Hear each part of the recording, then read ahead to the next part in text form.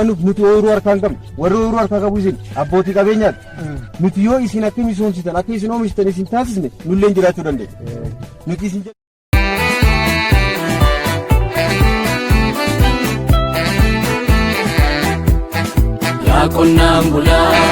yaa qonnaan bulaa utubaa jireenyaa hiyyummaa balleessuu suma abdiin biyyaa hiyyummaa balleessuu suma abdiin biyyaa yaa qonnaan bulaa utubaa jireenyaa hiyyummaa balleessuu suma abdiin biyyaa hiyyummaa balleessuu suma abdiin biyyaa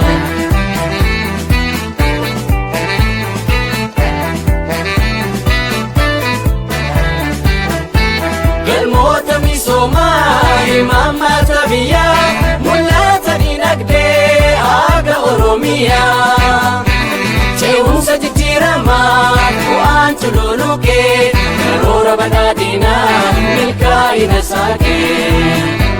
qonni mala ammayyaa kallattiin fooyya'ee teknooloojii baraa hundumtuu wal ta'ee makaanas dincimee qonni babal'atee oomishaan guddatee callaansa baay'atee makaanas dincimee qonni babal'atee oomishaan guddatee callaansa baay'atee yaa qonnaan bulaa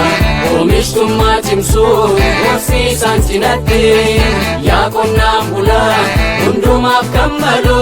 qonna ammayyaati yaa qonnaan bulaa kilaastaraan cimuun madda qaroomooti yaa qonnaan bulaa ittiin galma keenyaa gurmuu tokkummaati yaa qonnaan bulaa utubaa dinagdee bu'uura guddinaa ce'umsa industirii wabii milkaa'inaa yaa qonnaan bulaa bu'aa qaalii sabaa ati gumaachitee yoomuun dagatamu hojiin galmeessitee yaa qonnaan bulaa bu'aa qaalii sabaa yaa qonnaan bulaa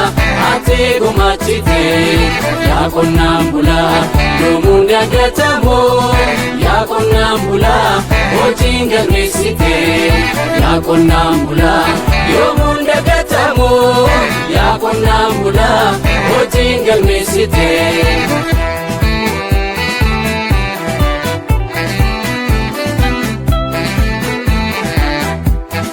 yaa